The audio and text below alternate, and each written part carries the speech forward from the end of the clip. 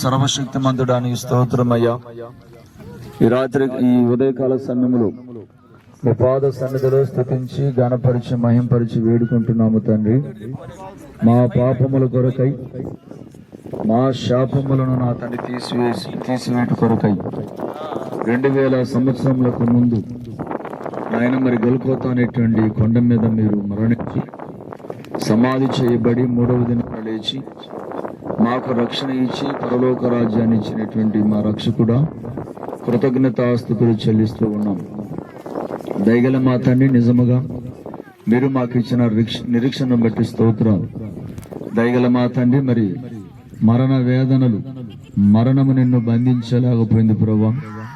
మృత్యుంజయుడివై 3వ దినమున సజీవుడిగా లేచినటువంటి దేవునికి స్తోత్రాలు నాయన. మరి వెనుకునేటువంటి వారందరినీ నడిపించండి. సకాలంలో మేమందరము కూడి మీ నామాన్ని కొండ మీద నిన్ను స్తుతించి ఘనపరచుటకు ఆరాధించుటకు సహాయం చేయమని యేసు నామమున ప్రార్థన చేస్తున్నాం.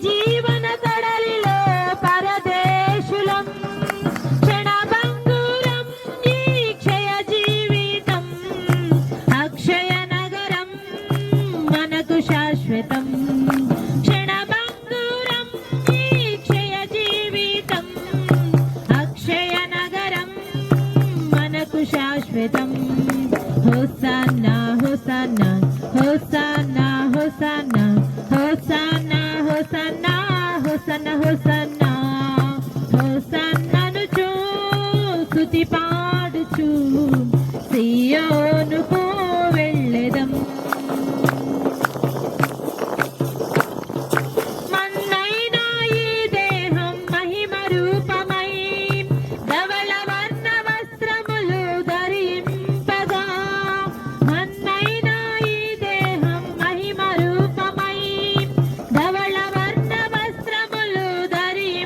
గుడ్డి వాళ్ళను చూసి ఊరకుండలేదు, నీవు తాకవే స్వస్థతనిచ్చావే.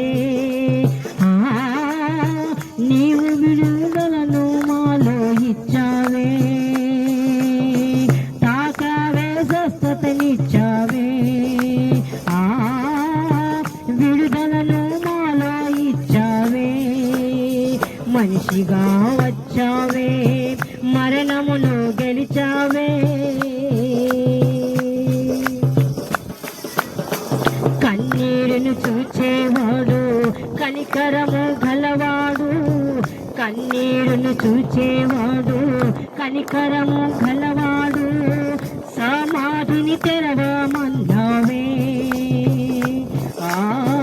నీవు లాజరుకు ప్రాణం ఇచ్చావే.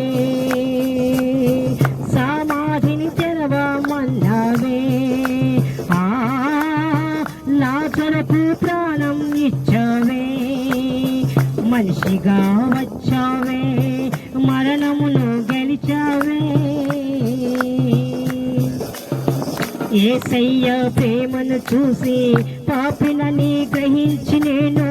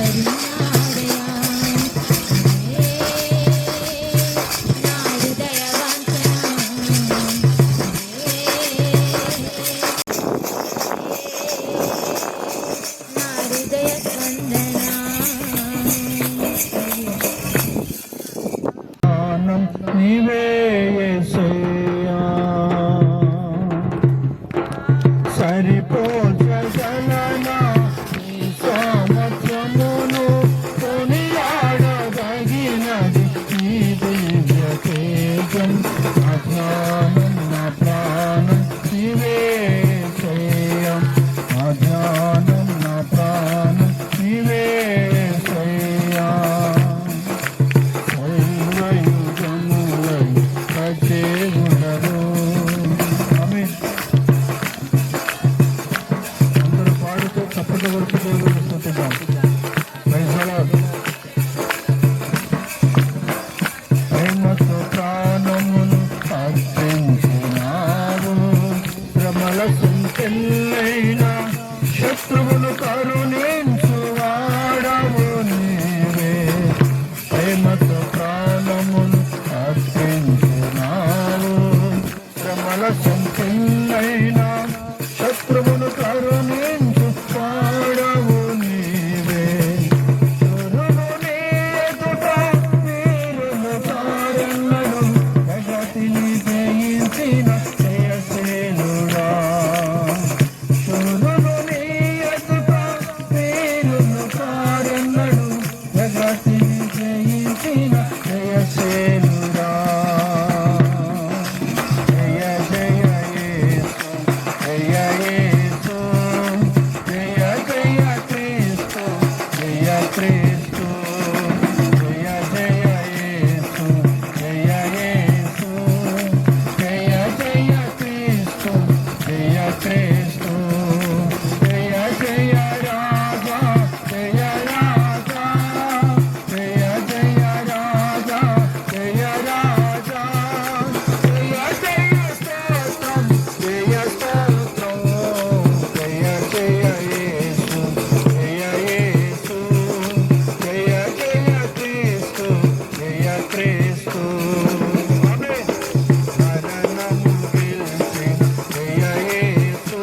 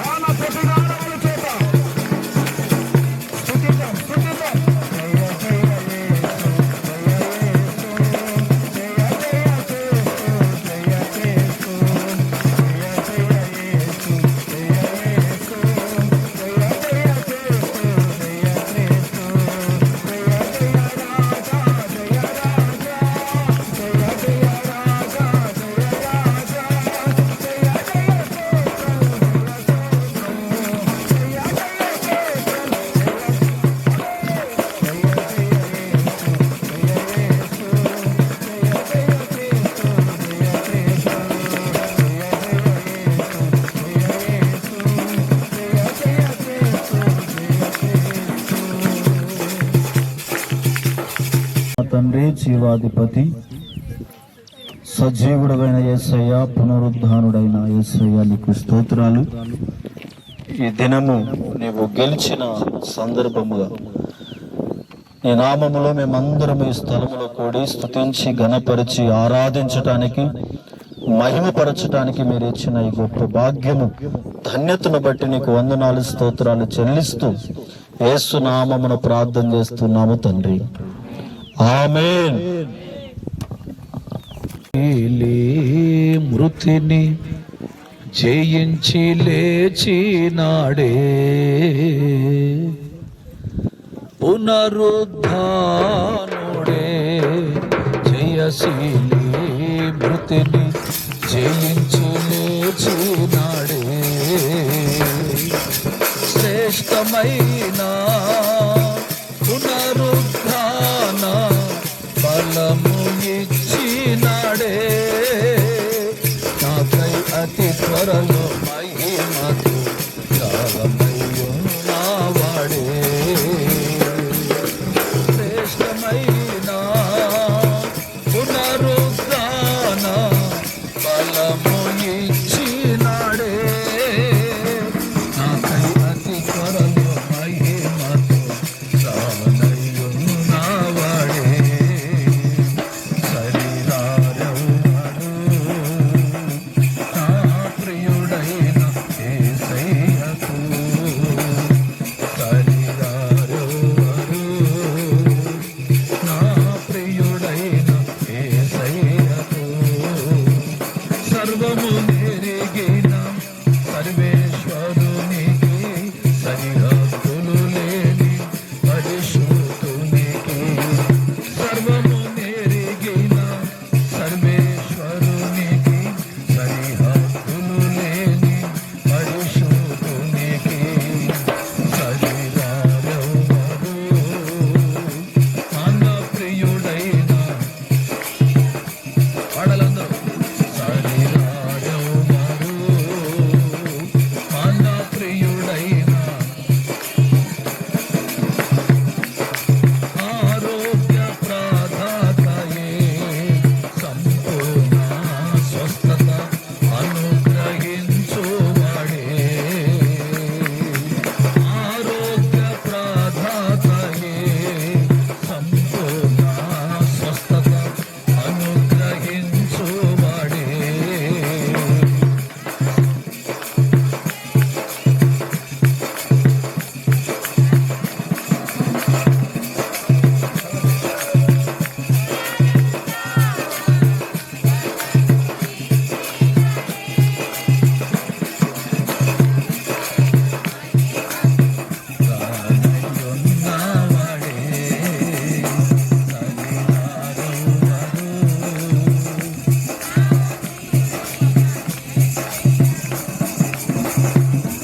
రానయ్యున్నవాడే, మన ప్రియుడైన యేసయ్యకు, సర్వము నెరిగిన సరిహద్దులు లేని పరిశుద్ధునికి, సర్వము నెరిగిన సర్వేశ్వరునికి, సరిహద్దులు లేని పరిశుద్ధునికి, శరీరారెవ్వరు మన ప్రియుడైన యేసయ్యకు, శరీరారెవ్వరు మన ప్రియుడైన యేసయ్యకు. హల్లెలూయా. దినము గడిచిపోయిన తరువాత ఆదివారమున తెల్లవారుచుండగా మగ్ధలేనే మరియయు వేరొక మరియయు సమాధిని చూడవచ్చిరి. ఇదిగో ప్రభుదూత పరలోకము నుండి దిగి వచ్చి రాయి పొర్లించి దాని మీద కూర్చుండెను. అప్పుడు మహాభూకంపము కలిగెను. ఆ దూత స్వరూపము మెరుపు వలె ఉండెను. అతని వస్త్రము హిమమంత తెల్లగా ఉండెను. అతనికి భయపడుట వలన కావల వారు వణికి చచ్చిన వారి వలె ఉండిరి. దూత ఆ స్త్రీలను చూచి, మీరు భయపడకుడి, సిలువ వేయబడిన యేసును మీరు వెదుగుచున్నారని నాకు తెలియను. ఆయన ఇక్కడ లేడు, తాను చెప్పినట్టే ఆయన లేచి ఉన్నాడు. రండి, ప్రభువు పండుకొనిన స్థలము చూచి త్వరగా వెళ్ళి ఆయన మృతుల్లో నుండి లేచి ఉన్నాడని ఆయన శిష్యులకు తెలియజేయుడి. ఇదిగో ఆయన గలిలయలోనికి మీకు ముందుగా వెళ్ళుచున్నాడు, అక్కడ మీరు ఆయనను చూతురు. ఇదిగో మీతో చెప్పి తినెను. దేవుడు తన పరిశుద్ధ వాక్యాన్ని మన కొరకు ప్రభు దీవించునుగాక. Praise the lord. హల్లెలూయా. పునరుద్ధాన పండుగ ఈరోజు మనం చూస్తున్నాం, అనుభవిస్తున్నాం, ఇందులో పాల్గొన్నాం. ప్రభు మనకు చూపిన మహాకృపను బట్టి ప్రభుని స్తుతిస్తున్నాను. సహోదరి సహోదరులు వినాలి, మీరు ఏ కార్యక్రమం చేయాలనుకున్నా మనము చాలా సిన్సియర్గా చేయడానికి సిద్ధంగా ఉండాలి. మనము పండుగ చేసేటప్పుడు పరిశుద్ధ గ్రంథంలో ఉండే లేఖనాలను కొంచెం పరీక్షగా గమనించి కొంతలో కొంతైనా దాని ప్రకారం చేయడానికి మనం సిద్ధంగా ఉండాలి. తెల్లవారక ముందే తెల్లారుతుంది అంటే తెల్లవారలేదు, తెల్లవారక ముందే స్త్రీలు సమాధి దగ్గరికి వెళ్ళారు. అక్కడ ఖాళీ సమాధిని చూచారు. దేవదూత వాళ్ళతో మాట్లాడింది. దేవదూత వాళ్ళకి చెప్పిన మాట, ఇక్కడ ఆయన లేడు, చెప్పినట్టుగానే ముందుగానే చెప్పాడు, చెప్పినట్లుగానే లేచాడు అని చెప్పి దేవదూత వాళ్ళతో ఒక మాట చెప్పింది. తెల్లవారుతుంది, మీరు త్వరగా వెళ్ళండి, ఊరి వాళ్ళందరికీ శిష్యులందరికీ ప్రభువు లేచి ఉన్నాడని తెలియజెప్పండి అని దేవదూత సమాధిని చూడటానికి వచ్చిన స్త్రీలకు చెప్పినట్లుగా వాక్యంలో ఉంది. ఈస్టర్ పండుగ చేయాలి అంటే ఒకటే గుర్తుపెట్టుకోండి తల్లి, ప్రభు చిత్తమైతే వచ్చే సంవత్సరానికి మీ జ్ఞాపకాలు ఉండకపోవచ్చు, అయినా గుర్తు చేసుకుంటారని ఆశతో చెప్తున్నాం. ఈస్టర్ పండుగ చేయాలంటే చీకట్లోనే మనం ఇక్కడికి రావాలి. దానికంటే ముందు ఊరు మొత్తాన్ని మనమే నిద్ర లేపాలి. శుభవార్త మొట్టమొదటగా వారు మెలకువ రాగానే వాళ్ళ చెవులకి యేసు మాట వినబడాలి. కళ్ళు తెరవగానే పరిశుద్ధులైన మనలని వాళ్ళు చూడాలి. ఊరు జనం, అన్యులు కానీ విగ్రహారాధకులు కానీ ఎవరైనా సరే, మన ఊర్లో ఉన్నాం కాబట్టి ఊరు సంగతి చెప్తున్నా. ప్రపంచమంతా వాళ్ళు నిద్ర మంచాల మీద లేవకముందే వాళ్ళ చెవులు సువార్త వినాలి. పునరుద్ధానుడైన యేసు క్రీస్తు శబ్దము వాళ్ళు వినాలి. కళ్ళు తెరవగానే పరిశుద్ధుల యొక్క రూపాలు వాళ్లకు కనబడాలి. ఇది ఈస్టర్ పండుగ యొక్క అసలు సిసలైన మూలం. గుర్తించుకోండి. ఊరు మొత్తం లేచిన తర్వాత, పొద్దెక్కిన తర్వాత, సూర్యుని మనం చూసిన తర్వాత కొండకు రాకూడదు. అలా వస్తే, తెల్లారిన తర్వాత వస్తే ఈస్టర్ పండుగ మనకు కీడే, మేలు కాదు. దయచేసి ఈ విషయాన్ని గుర్తించండి. భోజనాలకు ప్రాధాన్యత ఇవ్వద్దు, తినటానికి ప్రాధాన్యత ఇవ్వద్దు. ఈ పండుగ చేసేటప్పుడు కనీసం ఈ సమయాలైనా మీరు గుర్తించండి. సమయాలు గుర్తించక, లేఖనాలను గుర్తించక, పద్ధతును పాటించకుండా పండుగ చేయాలి అని అనుకోవడం అది ఎంతవరకు న్యాయమో మీరు ఆలోచించాలి. మీరు నోరు తెరిచి అడిగే వాళ్ళకి, మాట్లాడే వాళ్ళకి నిజాలు మాట్లాడాలి, సత్యాన్ని చెప్పాలి, మేలుకోవాలి. ఊరును మనం లేపాలి కానీ ఈరోజు మనకంటే ముందు ఊరు లేవకూడదు. ఎందుకంటే ఇక్కడ రాయబడిన మాట, తెల్లవారక ముందే స్త్రీలందరూ సమాధి దగ్గరికి వెళ్ళారు, మొట్టమొదటిగా సమాధిని చూచారు. దేవదూత వాళ్ళకి చెప్పిన మాట ఏంటంటే, పదండి. లేచి ఆయన సమాధిని గెలిచాడని మాకు వర్తమానము దేవదూత చెప్పింది. ఆ సంగతి మేము చూచి విని, ఆ సంగతిని పునరుద్ధానపు యొక్క సువార్తను చెప్పడానికి మేము వచ్చాము. లెండి, రండి, ఖాళీ సమాధిని చూసొద్దామని ఈ స్త్రీలందరూ ఊరు మొత్తాన్ని నిద్రలేపారు. ప్రపంచమంతా లేచింది తెల్లవారు 4 గంటలకి. ఈరోజు మనము కోత వేయాలి. ఇది ఈస్టర్ పండుగ. వచ్చే సంవత్సరం అయినా మీరు 4 గంటల కల్లా లేకపోతే 5 గంటల కల్లా కొండెక్కుతారని నా యొక్క ఆశ. దేవుని స్తోత్రం. సరే, ఇక మనం కొన్ని విషయాలు ఈ ఉదయకాల సమయంలో మీకు నేను జ్ఞాపకం చేస్తాను, జాగ్రత్తగా వినండి. 2 వ్యక్తులు బైబిల్లో ఆదికాండం మొదటి పుస్తకంలో 2 ప్రధానమైన వ్యక్తులను మీకు నేను పరిచయం చేస్తాను. ఈ చివరి దినాలు, పునరుద్ధానపు యొక్క సంభవాలు, యేసు ప్రభు సమాధిని గెలిచిన సంభవాలు, ఆఖరి దినాలు, అంత్య దినాలన్నీ, ప్రకటన గ్రంథములో ఉండే మర్మాలన్నీ ఈ చివరి దినాలు మొత్తం ఆదికాండములో ఈ భూత వర్తమాన భవిష్యత్తు కాలములో ఉండే మూలాలన్నీ ఆదికాండంలో ఉన్నాయి. ఆఖరి దినాలు ఆదికాండంలో ఉన్నాయి. ప్రపంచంలో జరుగుతున్న ప్రతి విషయము ఆదికాండములో మూలాలన్నీ అక్కడ ఉన్నాయి మూలాలన్నీ. అందుకనే దాన్ని ఆదికాండము అన్నారు, మొదటి గ్రంథము అన్నారు. కాబట్టి ఆదికాండంలో కొన్ని 2 వాక్య భాగాలు మీకు నేను జ్ఞాపకం చేస్తాను. ముందు 22వ అధ్యాయం దగ్గరికి వద్దాం. ఆదికాండం 22వ అధ్యాయం త్వరగా తీయండి. ఆదికాండం 22వ అధ్యాయము 9వ వచనం. అలాగు వారిద్దరూ కూడి వెళ్ళి దేవుడు అతనితో చెప్పిన చోటికి వచ్చినప్పుడు అబ్రహాము అక్కడ బలిపీఠము కట్టి కట్టెలు చక్కగా పేర్చి తన కుమారుడగు ఇస్సాకును బంధించి ఆ పీఠము పైనున్న కట్టెల మీద ఉంచెను అని వాక్యములో ఉంది. బాగా వినండి సహోదరి సహోదరులు. ఇక్కడ అబ్రహాము తన కుమారుడైన ఇస్సాకును దేవునికి బలి ఇచ్చే సందర్భం ఇది. అక్షరార్థంగా మీరు అక్కడ గమనిస్తే అక్షరార్థములో ఉండే సజీవమైన సత్యాన్ని అక్కడ మనము చూడొచ్చు. అబ్రహాము ఇస్సాకును బంధించి అని రాయబడింది.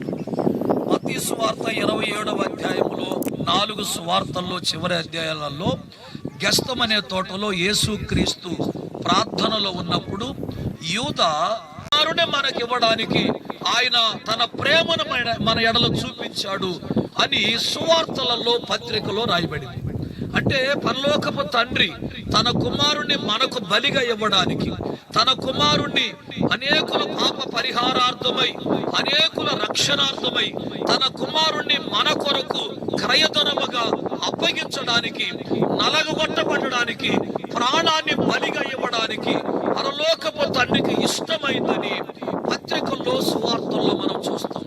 ఆ సంగతిని, దాని యొక్క మూలము ఆదికాండము 22వ అధ్యాయములో అబ్రహాము తన కుమారుణ్ణి బలి ఇచ్చే సందర్భంలో యేసుక్రీస్తు యొక్క మరణము ఇస్సాకు జీవితంలో మనము చూస్తాం. దేవునికి స్తోత్రం.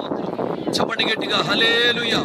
రోమిలికి రాసిన పత్రిక 12వ అధ్యాయములో కూడా ఏం చెప్తాడంటే, మన ప్రాణమును మన శరీరమును సజీవ యాగముగా దేవునికి సమర్పించుకోవాలి, ఇది దేవునికి అంగీకారమైన బలిదానము అని రోమపత్రిక 12వ అధ్యాయములో పౌలు భక్తుడు చెప్తాడు. అంటే అబ్రహాము ఇస్సాకు అనే తన కుమారుణ్ణి దేవునికి బలిగా ఇవ్వడానికి ఇష్టపడ్డాడు. పరలోకపు తండ్రి తన కుమారుడైన యేసుక్రీస్తుని బలిగా ఇవ్వడానికి ఇష్టపడ్డాడు. అలాగే మనము అనేకుల రక్షణార్థమై మన జీవితాలను దేవునికి సమర్పించుకోవటము మన యొక్క బాధ్యత. Praise the lord. చెప్పండి గట్టిగా హల్లెలూయా. అబ్రహాము తన కుమారుణ్ణి, పరలోకపు తండ్రి తన కుమారుడైన యేసుని, మనము ఈ ప్రపంచ మానవాళి యొక్క రక్షణ కొరకు మనము దేవునికి సజీవ యాగముగా మన శరీరములను అర్పించుకోవాలని రోమిలికి రాసిన పత్రికలో రాయబడింది. దేవుని స్తోత్రం. ఈ 3 సందర్భాలు యేసుక్రీస్తు యొక్క మరణాన్ని చూపిస్తున్నాయి. అంటే గుడ్ ఫ్రైడే, మంచి శుక్రవారము చూపిస్తున్నాయి. ఇప్పుడు మనం ఆదివారం. అందుకని మనకు అర్థం అవడానికి విశ్రాంతి దినం అని రాశారు. కానీ వాళ్ళ బైబుల్లో, యూదుల బైబుల్లో విశ్రాంతి దినం అనే దాన్ని సబ్బాతు దినం అని రాసి పెట్టుకున్నారు. వాళ్ళ బైబుల్ అలా ఉండదు. కాబట్టి సబ్బాతు దినము గడిచిపోయిన తరువాత, జాగ్రత్తగా ఈ మాటలు వినాలి, సబ్బాతు దినము గడిచిపోయిన తరువాత కొంతమంది స్త్రీలు సమాధి దగ్గరికి వెళ్ళారు అని దేవుని వాక్యములో ఉంది కదా. వాళ్ళు 3 రోజుల తర్వాత ఏ విధంగా సమాధి దగ్గరికి వెళ్ళారో అలాగనే 3 రోజులు కాకుండా ఈ 10 మంది అన్నదమ్ములు, యోసేపు అన్నదమ్ములు, వీళ్ళందరూ అతను గుంటలో వేసి వెళ్ళిపోయిన తర్వాత లాస్ట్ లో రూబేను అనే ఒక వ్యక్తి ఉన్నాడు, వాళ్ళ తమ్ముడు రూబేను. ఈ రూబేను వెళ్ళాడు గుంట దగ్గరికి. మీరు జాగ్రత్తగా క్రీస్తు యొక్క పునరుత్థానము యోసేపు జీవితంలో కనబడుతుంది. అర్థమవుతుందమ్మా మీకు నేను చెప్పే మాటలు? మరియమ్మ వింటున్నారా? అర్థమవుతుందా? రూబేను చూడటానికి వెళ్ళాడు, గుంటలో ఉన్న తన తమ్ముడిని చూడటానికి రూబేను వెళ్ళాడు. ఇక్కడ స్త్రీలు వెళ్ళారు గుంట దగ్గరికి, అంటే సమాధి దగ్గరికి. అక్కడేమో రూబేను వెళ్ళాడు. రూబేను వెళ్ళి చూస్తే గుంటలో వేసిన యోసేపు లేడు. అర్థమవుతుందా? ఇక్కడ స్త్రీలు వెళ్ళి సమాధిలో చూస్తే యేసు ప్రభు సమాధిలో లేడు. అయితే అక్కడ రూబేను చూచినప్పుడు ఆయన లేడు, యేసేపు ఇక్కడ లేడు అని చెప్పడానికి అక్కడెవరు లేరు. ఇక్కడ దేవదూత వచ్చి ఇక్కడ ఆయన లేడు అని వర్తమానం చెప్పింది. Praise lord. ఈ దూత ఎవరికి సాదృశ్యం అంటే క్రైస్తవులకి సాదృశ్యం, సువార్త ప్రకటించే ప్రతి ఒక్కరికి సాదృశ్యం. అందుకే ముందు మీకు చెప్పాను, పునరుద్ధాన పండుగ అంటే ఈస్టర్ అంటే ఊరు మొత్తాన్ని మనము నిద్ర లేపాలి. ప్రభువు లేచాడు, దూత వచ్చి వాళ్ళకు చెప్పినట్టుగా మన ప్రపంచానికి, ఊరికి మనము వాళ్ళ నిద్ర లేపి, ఇదిగో మా ప్రభు తిరిగి లేచాడు, మా ప్రభు గుంటలో లేడు, మా ప్రభు సమాధిలో లేడు, సమాధిని గెలిచి లేచాడు, పునరుద్ధానుడు, మా ప్రభు మరణాన్ని గెలిచిన మహావీరుడు అని ప్రపంచానికి, ఊరికి, ఇరుగు పొరుగు వాళ్ళకి నిద్ర లేపి ఈ శుభవర్తమానాన్ని, పునరుద్ధానపు యొక్క వర్తమానాన్ని అనేకులకు చెప్పాలి. ఇది ఈస్టర్.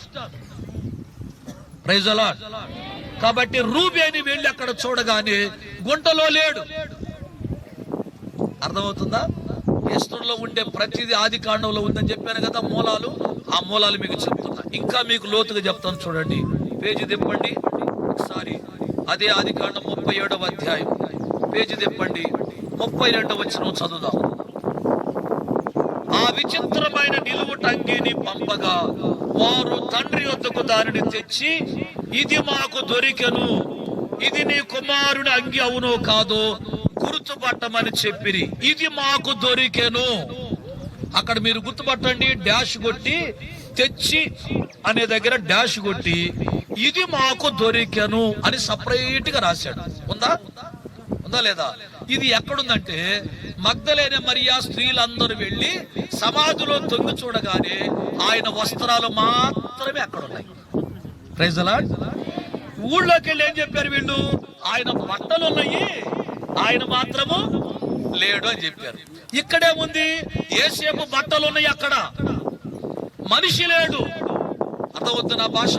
మనిషి లేడు, బట్టలు అక్కడ ఉన్నాయి, యేసేపు లేడు.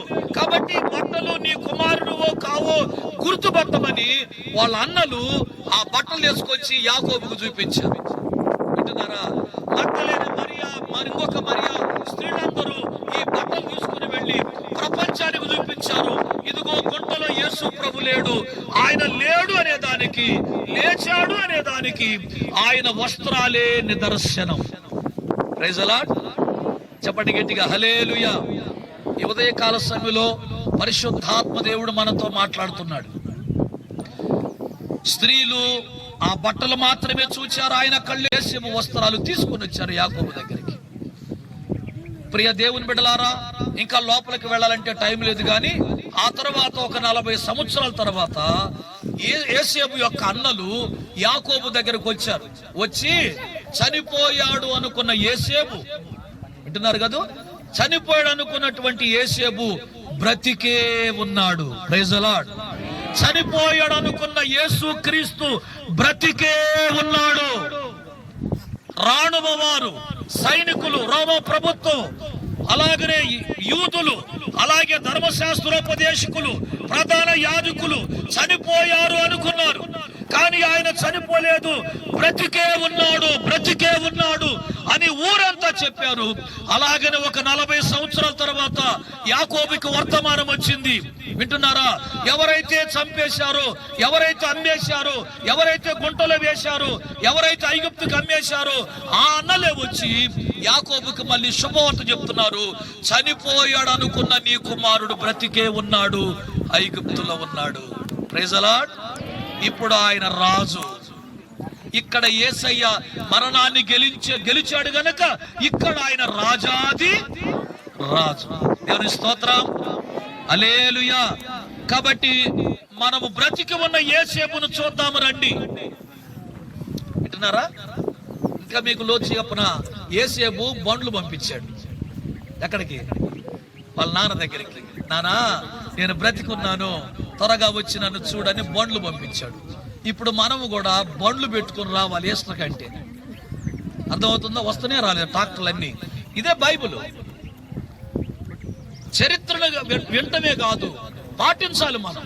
వాళ్ళు బండ్లు పంపించాడు యేసేపు రండి అని అంటే ఆ బండ్లలో ఎక్కి యాకోబు సంతతంతా 72 మంది ఫ్యామిలీ మెంబర్స్ వాళ్ళంతా, ఈ 72 మంది యేసేపు పంపించిన బండ్లు ఎక్కి ఐగుప్తుకు వెళ్ళి చనిపోయాడు అనుకున్న యేసేపు సజీవుడిగా ఉన్నాడని వెళ్ళి సజీవుడైన యేసేపుని చూచారు. Praise the lord. వింటున్నారా? యేసేపు పేరుకి అర్థము ఫలించేది కొమ్మ. ఈ కొమ్మ ఫలించేదే గాని అంతరించేది కాదు. యేసు అనే కొమ్మ, యేసు అనే కొమ్మ అది ఫలించేదే గాని ఎవడో వచ్చి బూడి చేస్తే, ఎవడో వస్తే నరికేస్తే, ఎవడో వచ్చి పీకేస్తే ఇది పీకి వేయబడేది కాదు, మాడిపోయేది కాదు, చచ్చిపోయేది కాదు. ఇలాంటి మహా మేధావులు ఎంత మంది వచ్చినా ఈ ఒలీవ కొమ్మ లాంటి యేసు క్రీస్తుని ఫలించేటువంటి ఈ సత్యాన్ని ఎవడు అంతము చెయ్యలేడు. Praise the lord. పునరుద్ధరణ యేసు క్రీస్తుని ఎవరు అంతము చేయలేదు, సత్యాన్ని ఎవడు చంపలేడు. గనుక సజీవుడైన యేసేపును చూడటానికి 72 మంది వెళ్ళి కన్నులారా చూచి నా కుమారుడు బ్రతికే ఉన్నాడు, ఇంతే చాలును అన్నాడు. ఒక మాట చెప్పిన ముగిస్తా, వెళ్ళిపోతుంది ఆత్మ. రోమిలికి రాసిన పత్రిక 1వ సింహాసనాసీనుడై ఆయన ప్రభావముతో నిరంతరము ప్రతి గుండెలో, ప్రతి హృదయములో ఆయన సజీవుడిగా వెలుగొందే దేవుడు, దేదీప్యమానముగా ప్రకాశించే దేవుడు, మరణాన్ని జయించిన Yesu Kristu. Praise the lord, praise the lord. కాబట్టి ఉదయకాల సమయంలో పౌలు భక్తుడు చెప్తున్నాడు, ఆయన నిరూపించుకున్నాడు. శరీరాన్ని బట్టి పుట్టింది నిరూపించుకున్నాడు. పునరుద్ధానుడై మరణాన్ని జయించి ఆయనేమిటో నిరూపించుకున్నాడు. ఒక క్రైస్తవుడిగా దేవుని రక్తంలో కలుగా మనము కూడా ఈ భూమి మీద బ్రతికినంత కాలము నిజమైనటువంటి క్రైస్తవ జీవితాన్ని ప్రపంచానికి నిరూపణగా చూపించవలసిన బాధ్యత మన మీద ఉన్నది. మన భక్తి ఏమిటో, మన విశ్వాసం ఏమిటో, మన ఆధ్యాత్మికమైన చింతన ఏమిటో, మనం అనుసరించే మార్గం ఏమిటో, మనం ఆరాధించే దేవుడు ఏమిటో నిరూపించవలసిన బాధ్యత మన మీద ఉందనే సత్యము ఈ పునరుత్థానము మనకు జ్ఞాపకం చేస్తుంది. Praise the lord. యేసయ్య ప్రపంచానికి ఏ విధంగా నిరూపించుకున్నాడో అలాగే మన భక్తి జీవితాన్ని నిరూపించుకోగలగాలి.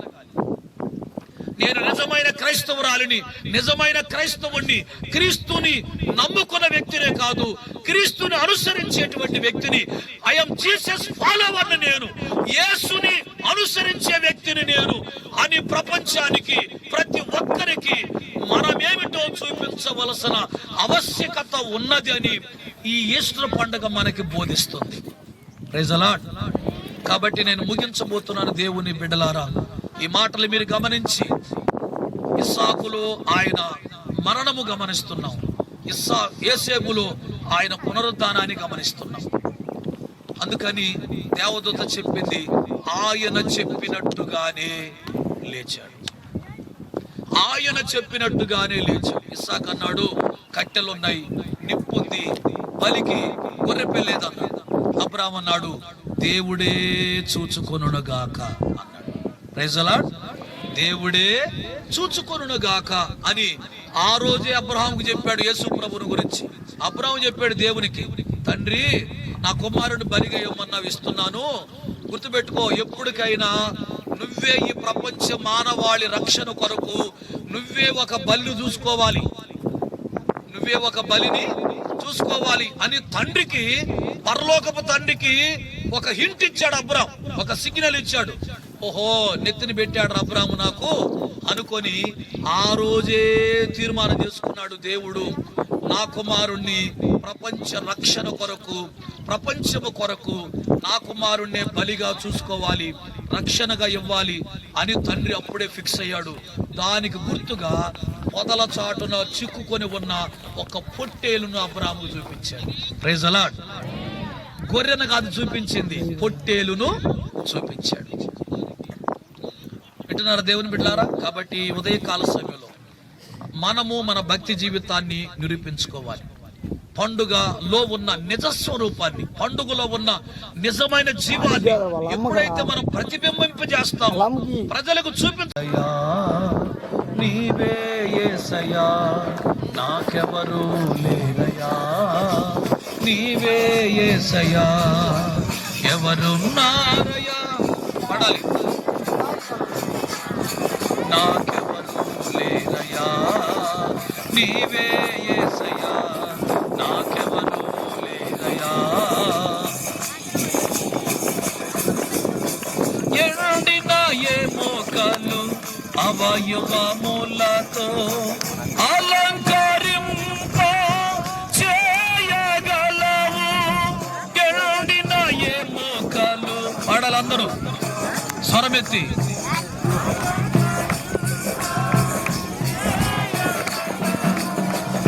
జీవము వచ్చునాలుగా, జీవము వచ్చునాలుగా, సైన్యముగా నీవు చేయగలవు, సైన్యముగా నీవు చేయగలవు, ఎవరున్నారయ్యా,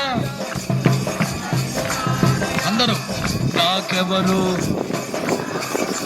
నీవే యేసయ్యా, నాకెవరు లేరయ్యా, నీవే యేసయ్యా, ఎవరున్నారయ్యా, ఇంకెవరున్నారయ్యా, నాకెవరు లేరయ్యా, నీవే యేసయ్యా, ఎండిన భూమిని ఎడారులను ఫలభరితముగా మార్చగలవు, ఎండిన భూమిని ఎడారులు ఫలభరితముగా మార్చగలవు, ఉల్లసించున్నట్లుగా,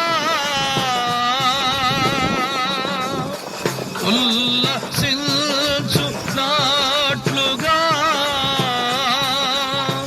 ఆనందింప చేయగలవు, ఆనందింప చేయగలవు, ఎవరున్నారయ్యా, నాకెవరు లేరయ్యా, నీవే యేసయ్యా, నాకెవరు లేరయ్యా, నీవే యేసయ్యా, ఎవరున్నారయ్యా, ఇంకెవరున్నారయ్యా, నాకెవరు లేరయ్యా, నీవే యేసయ్యా. హల్లెలూయా.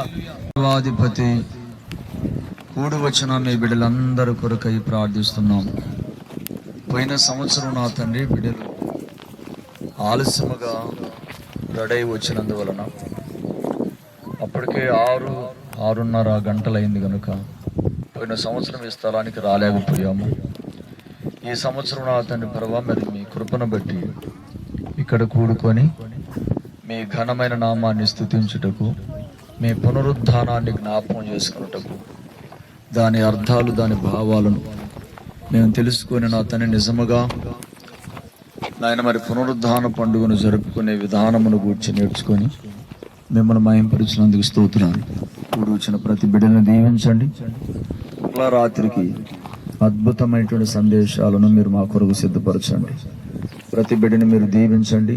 తిరిగి మరలా ప్రయాణంలో తోడుగా ఉండి క్షేమంగా నడిపించమని ప్రతి ఒక్కరిని పేరు పేరు వరుసన ఆశీర్వదించండి. సంఘమును మీరు ఇంకను అభివృద్ధి, సంఘమును ఇంకను ఆశీర్వాదకరంగా మీరు నడిపించి కృప చూపమని యేసు నామమున ప్రార్థన చేస్తున్నాను తండ్రి, ఆమేన్. మన తండ్రి అయిన దేవుని ప్రేమ, కుమారుడైన క్రీస్తు కృప, ఆదరణకర్త పరిశుద్ధాత్మ దేవుని యొక్క అన్యోన్య సహవాసం మనకును ఆయన నామములో ప్రార్థన చేస్తున్న సకల పరిశుద్ధులకు సదాకాలము తోడై ఉండి నడిపించి సహాయం చేయనుగాక. ఆమేన్. హల్లెలూయా.